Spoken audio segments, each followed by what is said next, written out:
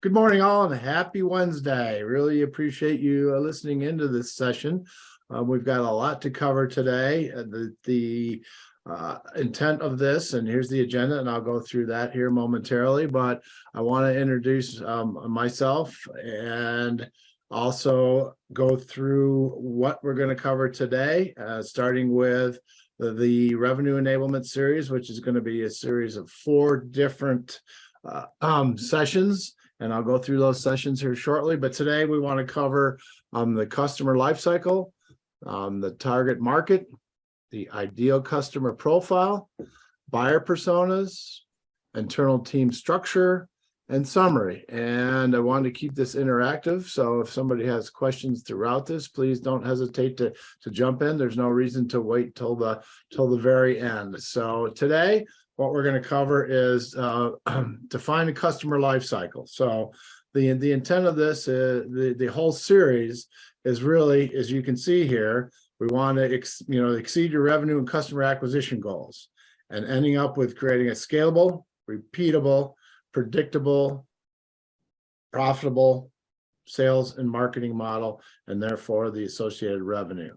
So this component really is going to be setting the foundation for the other sessions. The 8th next week is going to be marketing and lead generation. The following week on the 15th will be opportunity management, and then we'll wrap it up towards the end of the month with leadership and management. So just a little bit about myself. I kind of like been there, done that, right? And this picture actually has it when I had hair. So if we look at this, I know you can read this, but at the end of the day, I want to focus on the fact that I've been doing this for quite some time. I know a lot about B2B. I've built multiple sales teams with sales reps from anywhere from 10 to 60. And that included some customer experience folks. It also included solution engineers. And I've also sat in the CMO seat as well. So again, what I want to focus on is give you the tools, people, processes, and technology to build to build high-performing sales and marketing and CX organizations. So what that's going to result in for your organization is predictable. Again, you're going to hear this from me a couple different times: predictable, scalable, repeatable, and profitable revenue streams. So I'm not going to spend a lot of time on this one, but as you can see, and a lot of my clients, typically when I come into an organization, this is what I would call the head nodding slide. Like, wow, yeah, look at this.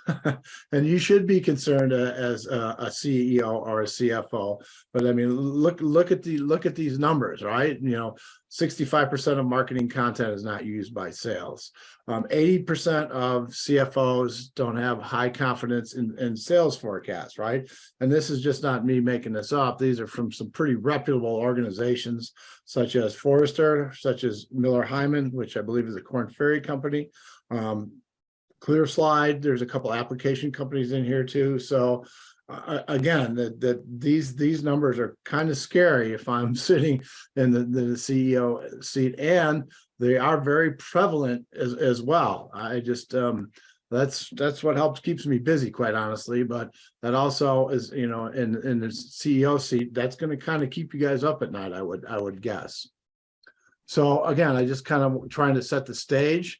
And then why revenue enablement? Maybe some of you folks out there are Simon Sinek fans, but I'm a big fan of his. So I like to start with why. So again, we want to focus on, if you look at that, the 4th point underneath the first bullet, the cross-functional alignment. I'm always hearing about how marketing and sales are butting heads. Marketing says, geez, we're providing great leads, and sales is saying those leads aren't worth a darn, and marketing's like, you're not following up. So it helps eliminate the back and forth between sales and marketing. And again, if you look at these numbers, organizations that maintain a focus on alignment achieve 19% faster revenue growth and 15% higher profitability. So some of the other components, as you can see here, are, improved communications, right? And we want to streamline that. We want to create the process. We want to, who is going to own the process. And also it's important that we have an end-to-end holistic process based on the customer journey. So again, what is revenue enablement? Maybe some of you are asking, what is that? And both of these definitions here by industry experts and some folks at Gartner, or an analyst at Gartner, you can see what it is, right? The process you most efficiently acquire and maintain customers, maximizing revenue gain through each stage of a customer's journey. So this is why we want to start focusing on the customer's journey. I'm not going to read the second one, but the net is, again, we want to provide buyers and sellers with a seamless and more effortless experience. So looking at that first quote, we want to talk about the customer journey, which we will go into here, and the customer lifecycle and the customer journey.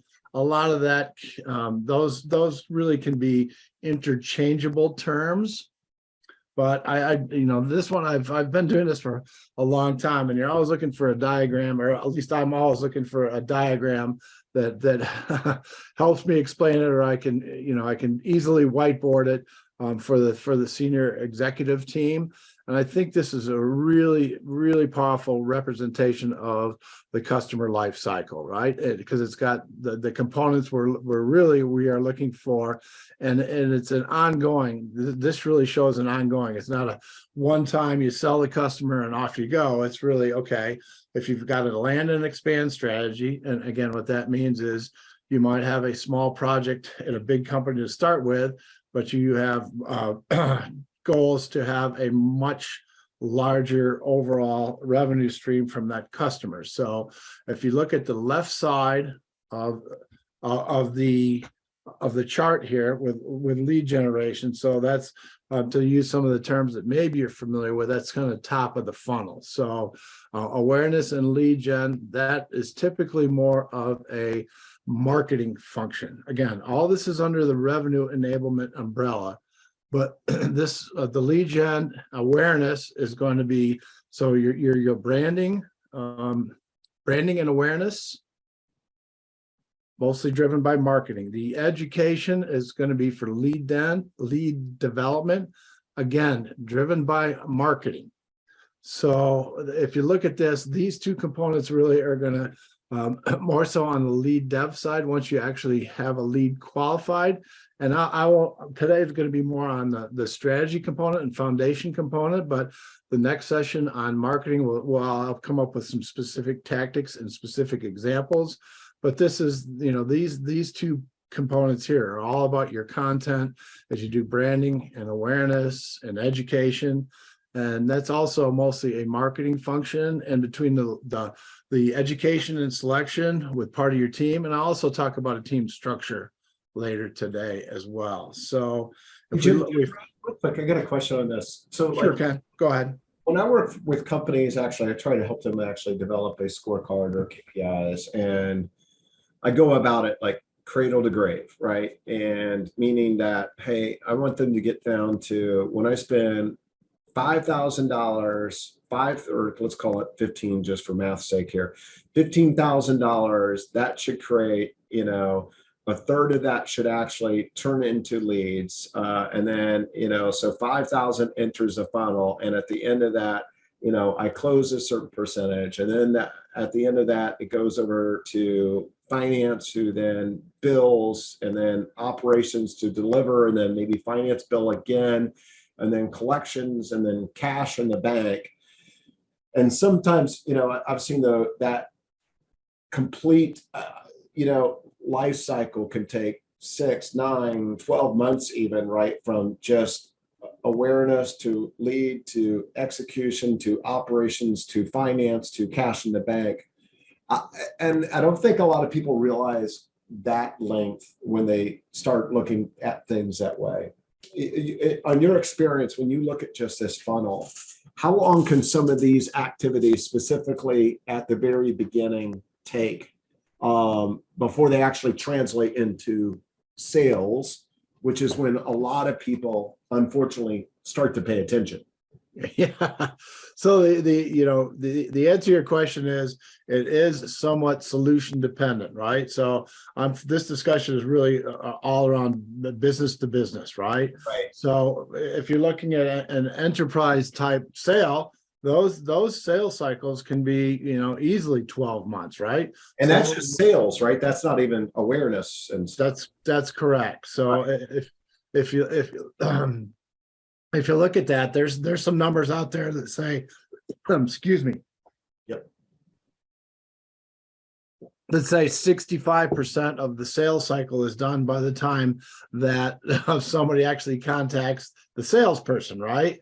So Actually, just real quick, I've actually even heard higher by Gartner that it's 80, and which is why, and you know this better than me, which is why so many B2B deals go to die, because there are so many people that are also involved in the decisions that they get to analysis paralysis and stop even looking at it. But go ahead. I'm sorry about that. well, no, that was all, I guess the percentage is very high before they even engage with the sales team. But coming back to your question,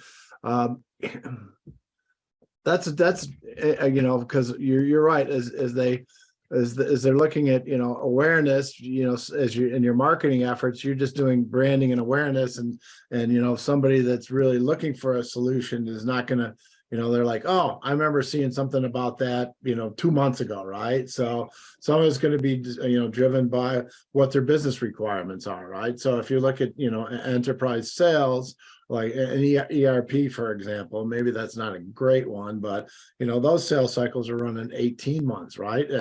If you maybe content management, document management, governance solutions, right? Those are running at least 12 months. And people want to, the buyers, and again, when we talk about numbers, and the buyers committees now, or those committees for these large deals, they're approaching what, 8 people or so, Ken? I don't know what you've heard, but I've seen it between 5 to 1, and then it turned to 11 to 1, and global type of accounts can be 20 people for every B2B transaction in the decision process. So yeah, it's amazing. So again, to try and answer your question, frankly, I don't have those numbers, and that might be a good one for next week to figure that out, to say, I've had a chance to do a little bit of research and what I've come up with, but I mean, at a high level, it's measured in months, not days or weeks, though, right? Yeah. It is measured in months, and the velocity certainly will pick up as you move from education to selection. But you also talked about, okay, how long does it take to onboard folks? Well, again, it depends on the application. Just the solution deployment and development, that could take 6-8 months in and of itself, right? Before you have the opportunity to, even commence activities that are related to growth. But I think the other point that's important here is, when you achieve impact, what I've seen and what I stress a lot, but what I've seen a lot in my customer base is in my client base, is that, okay, we do one deal and people tend to, the internal people, unless you've got really good leadership as well as good customer experience folks, that they don't put together how your solution has aligned with what the original business requirements were of the of your client, right? So that's really important. So what did I spend this several $100,000 or sometimes even more on? Was it a benefit? And if it was, what benefit was it? So you can start to not only to retain that client, because in the SaaS universe, it's pretty easy to disengage with your customer to go to another one, and you don't want that. Retention is very important. So again, kind of did that answer your question? Yeah, that's good. I mean, really, the message is it could take years, right? So, and you need to understand each one of these stages on how long it can take, so that when your investments will start to pay off. So yeah, thank you. Correct. And it's really, it's really challenging to say, okay, what's my return on ad spend, right? That's I'm not convinced that's the metric, right? The metric is really, okay, I've spent this amount of dollars. Let's say, I think you said 5,000. So I spend $5,000. How many leads does that get me? How many deals does that get me, right? So, sometimes that, from awareness perspective, all of a sudden you'll have a customer come in and say, okay, I've done a lot of research on you guys. I know a couple of your reference clients. That accelerates the sales process once they actually get to the selection stage, right? So you have to, as you look at it, the two to the left, they're really focused a lot on the marketing resources, and then you have the sales and onboard are going to be the selling resources, your development deployment resources, start to transition from sales to the CX or customer experience folks, and then you want to make sure you've got the as you're working with your client, you're having all the contact with the clients, and continue to educate them, quite frankly, even after they're a client, to expand or provide value, and instead of just moving into that vendor customer relationship, trying to move into, especially for enterprise deals, to move into the trusted advisor type role. Okay, cool. All right.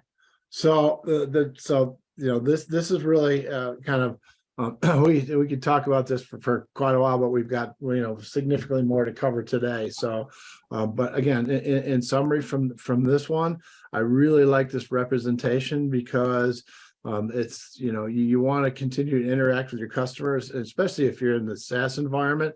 The retention, the long-term value of your customer, because again, to your earlier point, Ken, I didn't mention customer acquisition costs specifically, right? But that's a metric that we should be looking at as well, for irrespective if it's SaaS or professional services. Any of those, you should be looking at customer acquisition costs.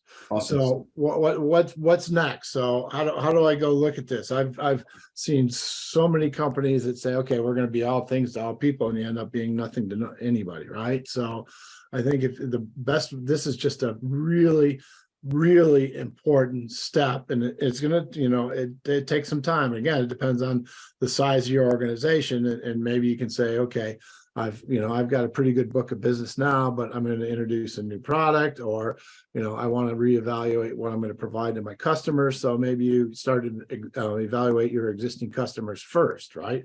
So some of this is going to depend on the maturity of your organization, but these really are the critical components. What vertical am I going to be in? Am I going to be in retail? Am I going to be in manufacturing, fintech, financial services?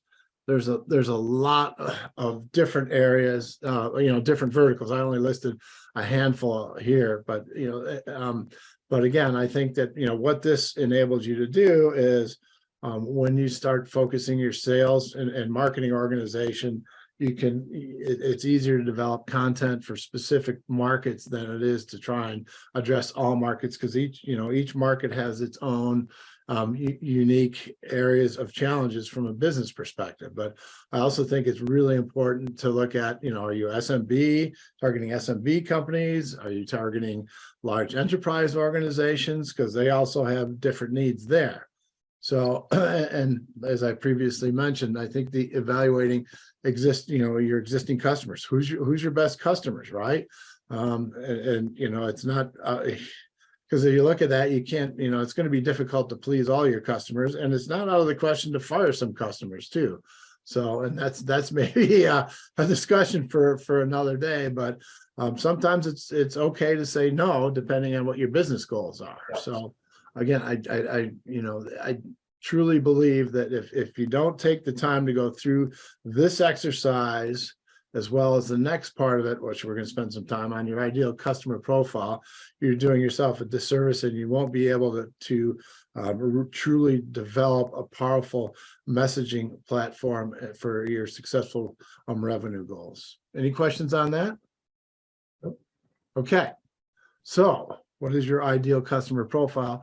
And again, I think that, a lot of people, a lot of organizations, they say, yeah, we know we have that, or we've already done that. And time again, I do not see that people have spent the time working to focus on your ideal customer profile, because again, that's going to be your foundation for messaging, for lead generation. So, if you got some customers, what are your happiest customers? Prioritize the customers that will stay with you. So again, I mentioned previously that if it's okay to fire a customer, and there's gonna be multiple buyer types here, and you want to create these buyer personas. And I'll talk a little bit about buyer personas here shortly. But again, I think if you look at this statement at the bottom of this slide, I would say will dictate how you improve the product or service you're offering, right? And then the wording, your marketing and sales is going to be training. So again, this is all foundational work that has to be done, and maybe some of it for more mature companies is already in place. But I would challenge you to really take a look at that and see if it's resonating for 2023 and the challenges that your customers and prospects are facing. So what is a buyer persona? What are the components of a buyer persona, right? So and I've got some examples that I'm going to go through here shortly. So the buyer persona, the name, the demographics, the psychographics, and some other components. Social media, what do they hit? What are their politics? What are their common organizations? So in a lot of CRMs, you can capture this buyer persona information in there. You can also, as you're doing your marketing development, you want to be focused on it's the messaging. We talked a little bit about the number of individuals involved in these decisions, these enterprise decisions. You're going to need messaging and content for each of those people that are involved in the buying process, right? So, if you've got multiple buyer personas, that they all aren't going to want to read the same language or same information, the same content. They have different objectives. They have different goals. So you have to address those. So I think if we look at this, here's some examples, and this is some examples from one of my clients that was more involved in professional services. But again, you typically, if you look at these, your buyer personas, you're going to have multiple entry points into an organization, right? And it depends what you're targeting. So, for example, if you look at Paul, he's going to be a more senior person, whereas Liam is, if you're targeting startups, he's going to be your target messaging for that. Charlotte is in professional services. So I think that, again, this is an exercise that really takes some significant thought. It takes, it's important, and you might even want to consider looking at some. I've had some very good luck using some outside marketing agencies to help me with this, because a lot of times your internal folks, depending on the size of your staff, may not have the time or the expertise or the depth to do this. And as I talk about that, and I'm sorry, this is a little bit of an eye chart here, but you can see there's some pretty extensive development here, that the persona snapshots, the value propositions, how to communicate, segment characteristics, the service needs, some of the social media apps that they use. So this is a very detailed type of an exercise that I would encourage you to really take a look at. And who does this? Well, it's marketing, sales, and your customer success team. So it really goes across the entire revenue enablement team.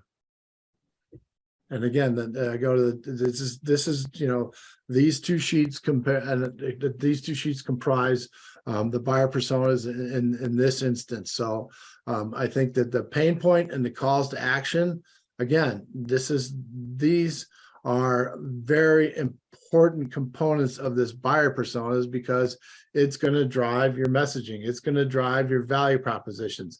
It's going to drive how you sell to these individuals. Any questions on this? So this tends to come up quite a bit. No, not for me. I mean, familiar with the company too, obviously. But no, this is good, because I think a lot of people don't do this, but fundamentally you should be marketing where your clients or profile or persona actually goes for information, right? Not just shooting it out to the masses per se. So worthwhile exercise to fully understand it. Well, it is, and I think that as we're going through this, we're going at a pretty good clip. And I typically I love to get some feedback from different participants, and sometimes the participants don't like to jump in, so I don't necessarily like to put them on the spot. But Yeah, and just real quick, Jim, also obviously you're in the community, the Shift Spot as well. So if some owners watch this and see this and have some questions, I mean, can they go ahead and send you a message as well, I assume? yes, I wish you would, please, and I've included my contact information at the end of this presentation. They can also tag you within the community. So put an @ symbol in your name and it'll send you a message. Okay. Yeah. Okay. All right, good.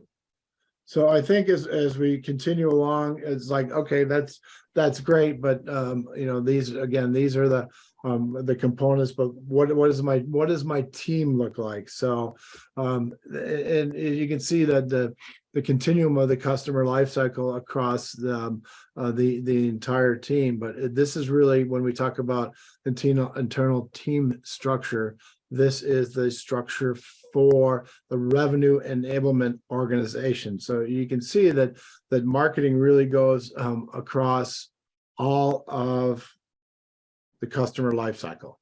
So from awareness to education, and you want to continue to educate your customers. Marketing and should be working very closely with sales and customer success. Sales on the more of the top end of the funnel, or that left end of the customer life cycle, and then the customer success account managers working with them once they are actually a customer and engaged too. So marketing is going to be developing content for the sales cycle. Marketing is going to be developing content for overall awareness and branding and lead gen. So they're a very important component of the organization. But again, if you structure it like this, with having a single leader above all of these areas, it really comes back to that statement I had of why revenue enablement, and what are the expected outcomes. So with on the selling side, well, we haven't talked specifically about the selling resources per se. That's going to be on a different session. So a lot of you could even throw SDRs in here depending on what you do. So sales development representatives. So they can be doing lead qualification, they can do meeting setups, and let your more seasoned, expensive selling resources just do the selling. And then you need to look at when you target your verticals. You want to look at, okay, do I want to do what's your selling model? Is it a direct selling model? Is it a channel selling model? Is it some combination of the two?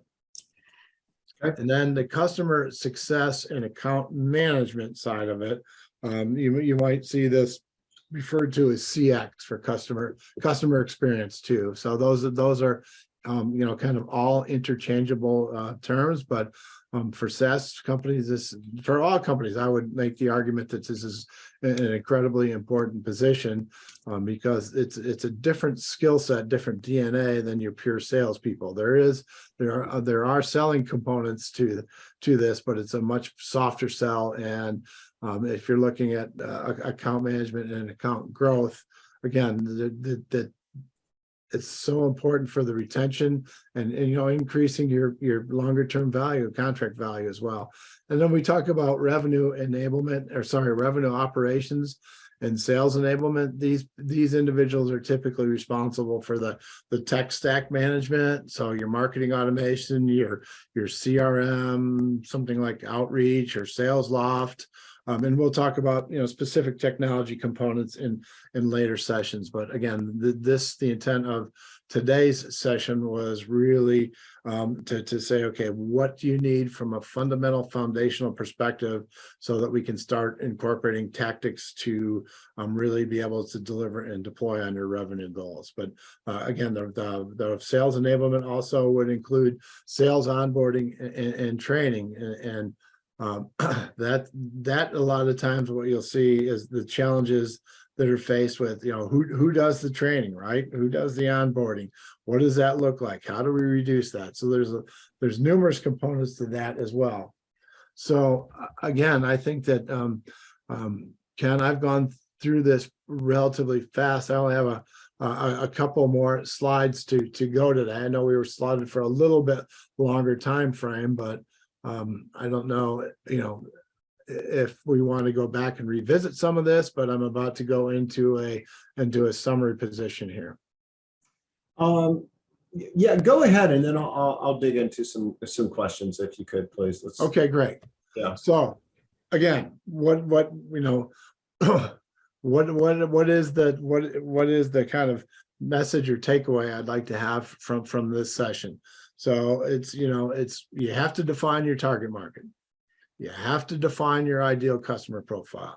You have to define your buyer personas, and you really have to say, okay, what does my internal team structure look like, including the management level, right? So this is why I'm a proponent of a CRO in place, right? And that way you don't have to have a chief sales officer or chief marketing officer. Again, depending on the size of your organization, you're certainly going to have executives responsible for sales or director level or VP level responsible for sales and marketing, and possibly even customer success, depending on the size of your organization. But for smaller companies, I think it's defined as maybe in that 5 million to 25 million. Having that CRO to drive the revenue enablement team is very important. So what are we doing here? We're providing a blueprint for success. So, what's our strategy? What's our team? What type of investment? We didn't talk about investments in this today, but I'm happy to address that. Certainly please reach out to me, and happy to do a deeper dive, because it's going to be significantly different for this depending on the size of your organization. So what's the bottom line here? Success is hard to achieve and repeat if you don't know what it looks like or where it's coming from.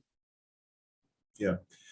So actually, I was just gonna. I've heard from a sales and marketing perspective, it's a very wide range. All right. So Gartner actually quotes that the range is anywhere from 10 to 50% of your top line revenue should go back into sales and marketing, and it's made up on a lot of different variables, right? Which gives them plenty of outs, right? Right. But industry.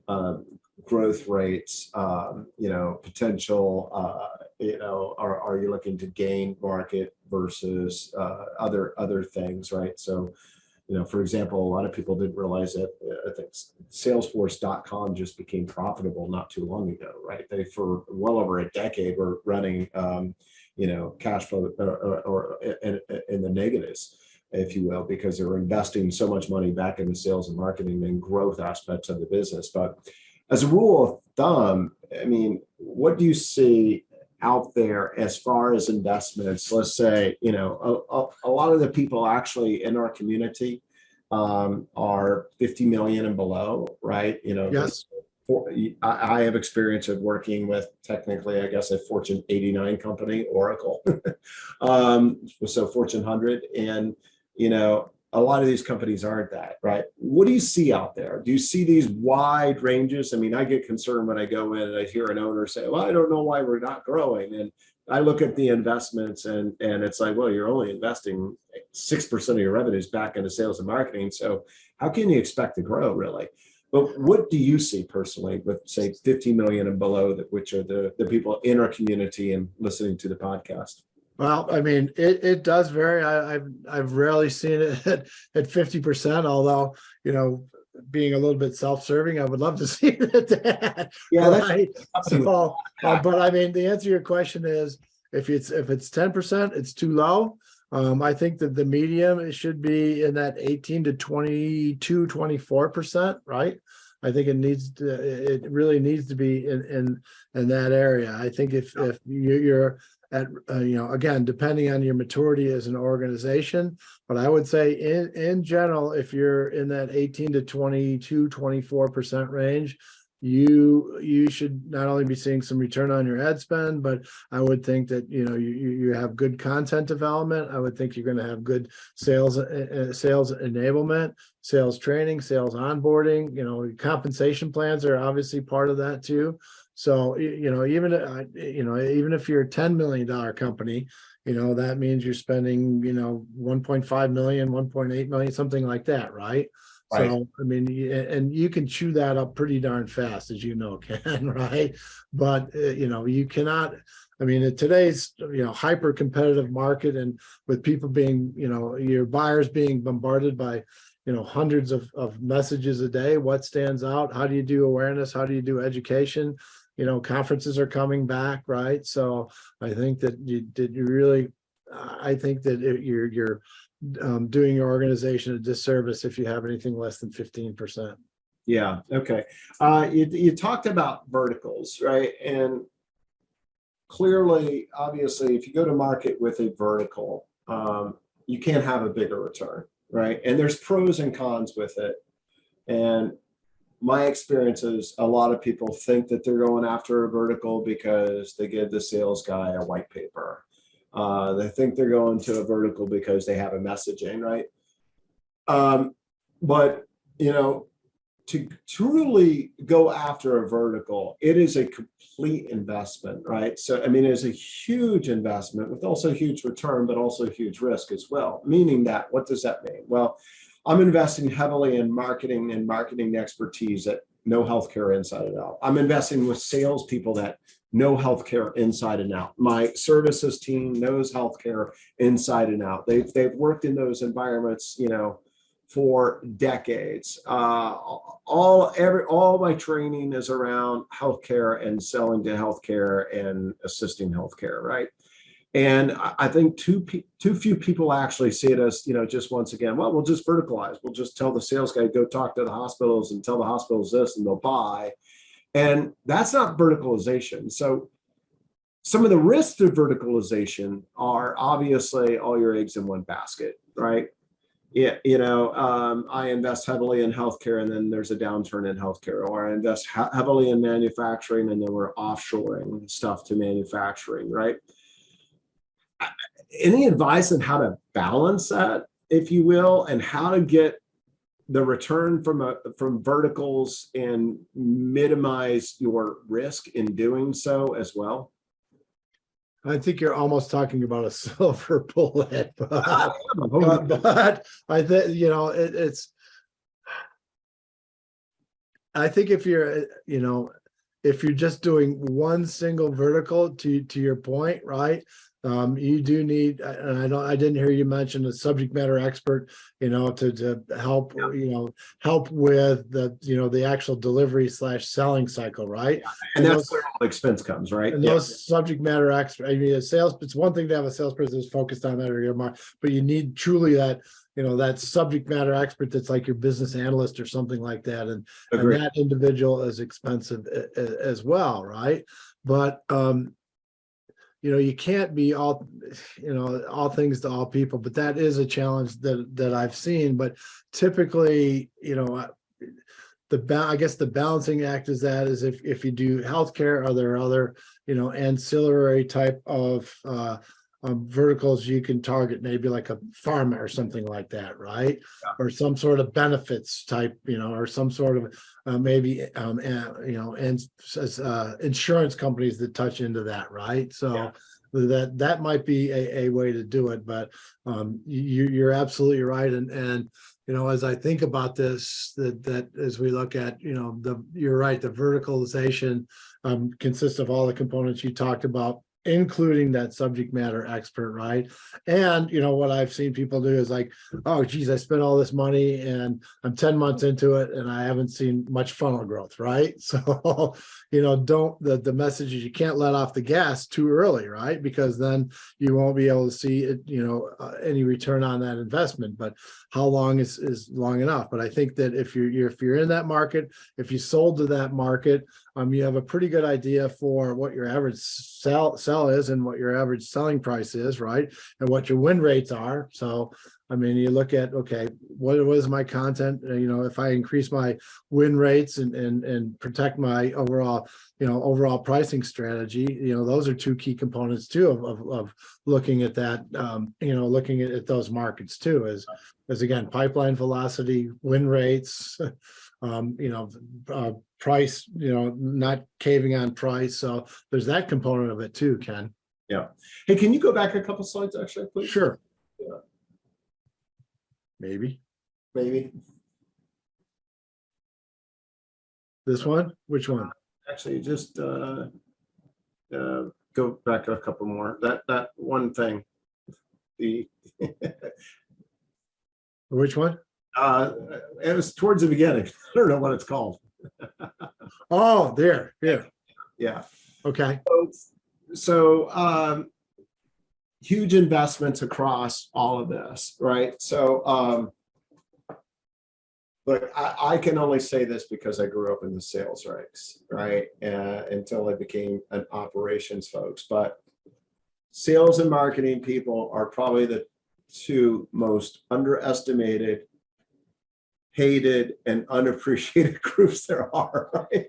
So let's face it, right? So who hasn't met an owner or a finance person or somebody that says, well, anybody can sell this. I don't know why our sales guys can't do it. But then again, I never go practicing being a dentist or a heart surgeon, right? I appreciate the expertise and I understand that, right? And, marketing is such an art and such a craft, and there's so many ways to skin that cat, right? So, what is included in your strategy? SEO, ads, digital, PR, and you get 20 marketers in a room. You're going to get 20 different opinions and 20 different strategies, right? And they're really difficult and hard. It's the hardest thing I see for CEOs and visionaries to understand is, what is my ROI? If I spend this, I get this out of that, right?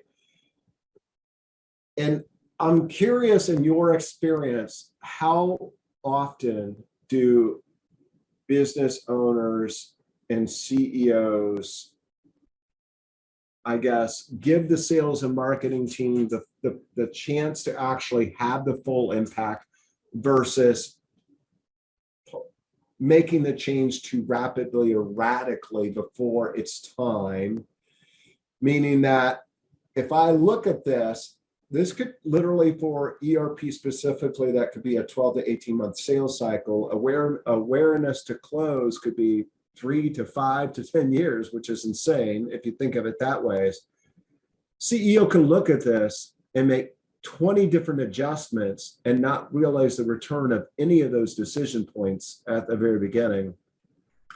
How do you guide them through that process and help them understand, that some of these things take time, and understand that, when the right strategy is in place, how to execute accordingly?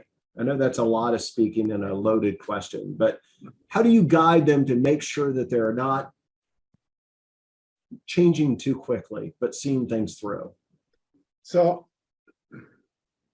I think that when we haven't really talked about EOS much here, right? But that is a challenge. So I think if we set, and that's also, I think some of it depends on the CEO, the visionary, and the CEO, quite frankly, right?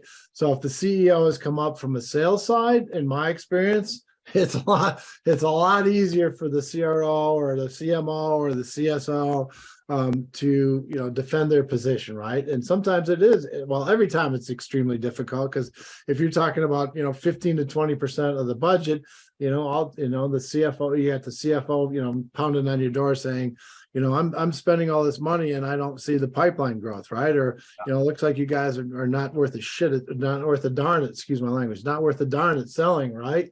And, and I don't see the deals turning around fast enough. But again, I think that if we look at, if the CEO is coming up from operations or engineering, they always want to tinker with the process, right? And again, I've worked for numerous CEOs, and again, I'll stress this: the ones that have come up from sales and marketing, they get it, they understand it. They always don't like it per se, right? But you just have to make those adjustments accordingly, right? So I think part of the role of the CRO is to make sure that, I mentioned EOS, but so set the realistic goals, right? And then every quarter you can measure against those goals, right? Because as well as I do, being in this business in sales as long as I have, that some of these you see this big hockey stick because let's face it, all the buyers went to the same buying school, right? So is it end of quarter, is it end of year, right? And how do you manage that kind of hockey stick event, right? So, and you're right. I think that and sitting in that executive team, there's a lot of communication and setting realistic revenue goals. But okay, what is a realistic revenue goal? Well, I mean, that's an exercise that takes a significant amount of time, right? Where I've seen the biggest failures is to say, okay, here's our revenue goal. And then, you look at your selling resources and your quotas. Well, revenue goal is 110% of your quota. And as a CRO, I would not sign up for that, right? And I wouldn't. I just, because it's not realistic. And then the board says, you got to deliver this number. And I'm like, I can't, right? I can't. And I'm not going to sign up to it because you're asking me to deliver a number that's more than our quota the sales team can do, right? And not you're not going to get 100% of your salespeople hitting 100% of your quota. So, I mean, I think it's again it's challenging if you're the business owner or the CEO and saying, geez, I'm spending hundreds of thousands of dollars on marketing and my salespeople aren't closing for closing at the rate I'd like to see. So again, I think it really comes up to the executive in charge of this whole cycle to say, okay, let's set realistic goals, right? Let's look at those goals on a quarterly basis. And there's always going to be external, events like, can you say COVID, right? So can you say the war in Ukraine, right? So it's like, how do you plan for that? That's really challenging too. So there's all these outside influences that come into play that you're trying to juggle as part of that executive team, right? But I think a good way to do that is we talked about let me go back to this one is the not current state, sorry. My computer's not being very cooperative here. So why revenue enablement? So I think that again, as we look at this is we've got to have that alignment because you mentioned that the CEO says or CFO says these marketing guys are spending all this money and your sales guys can't close worth a darn, right? Yeah. So I think it's like, okay, if we have that alignment where you eliminate the sales and marketing pointing, right, and say, okay, the salespeople are gonna say take responsibility once it's a sales qualified lead, right? So it's not like marketing says it's a sales qualified lead. It's like they all agree to the parameters around that, and then you should be able to shift your messaging accordingly. You should be able to shift training accordingly. But again, that question, Ken, it's very challenging, but I think it does come down to setting realistic revenue goals, who's accountable for what, and if you're going to change, why you're going to change, and understand the impact of that change. Because if you it goes back to your question about the verticalization is like, wow, I'm spending too much money, I think I should go to manufacturing, for example, so that sunk cost goes away. So again, I really think it comes down to effective communication on the executive team and setting realistic goals. Yeah. Okay. Yeah. Good input there.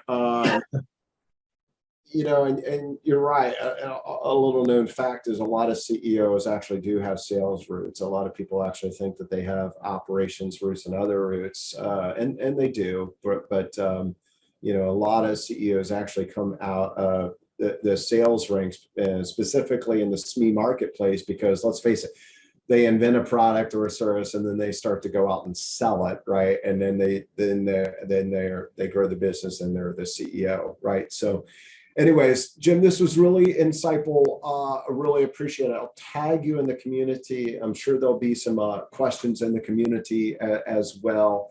What is next week's topic again, please? Next week's topic is marketing.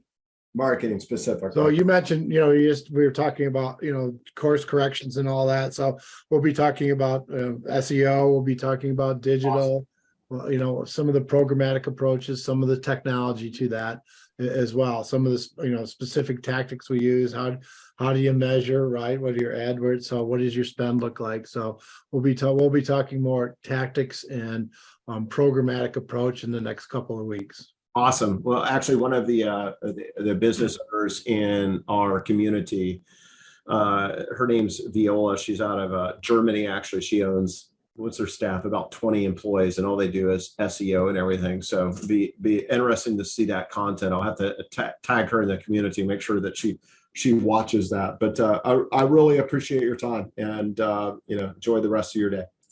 Thank you so much. It was awesome.